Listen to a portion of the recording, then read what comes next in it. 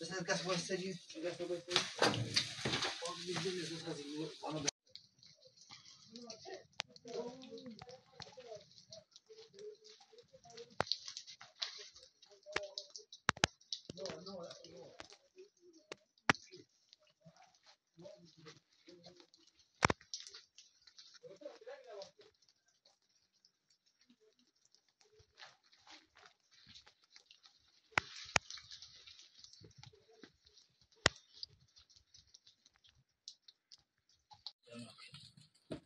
Aslında rekse de güzel ama.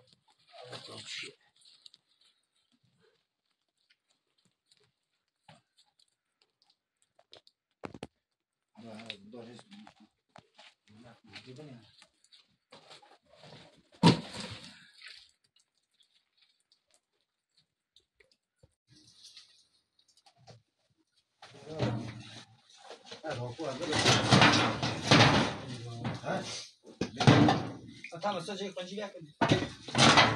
Aku dah pergi dah sana. Dah pergi. Kontak aku.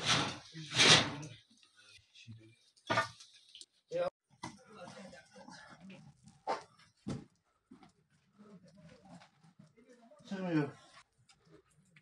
20 tane konu altında kaldı. Kurtaramadık. Hiçbir tanesi kurtaramadık. Hepsi cesedi burada işte. 20 tane konu altında kaldı.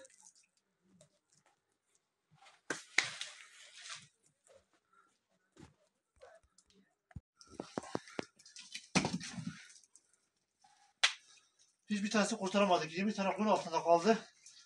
Şu anda anons yaptık. Yardıma geliyorlar. Kurtaramadık. Bir kişi, 2-3 tanesi buradadır. 20 tane koyunu saydık. 20 tane kayıptır.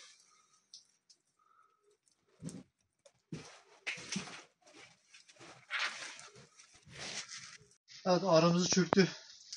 Yağmurda dolayı şu anda 20 tane koyunumuz altında kaldı. Hiçbir tanesi sağ çıkartmadık. Bir iki tanesi şurada görünüyor. Diğer hepsi altındadır. Köyde anons yaptık. Yardıma geliyorlar.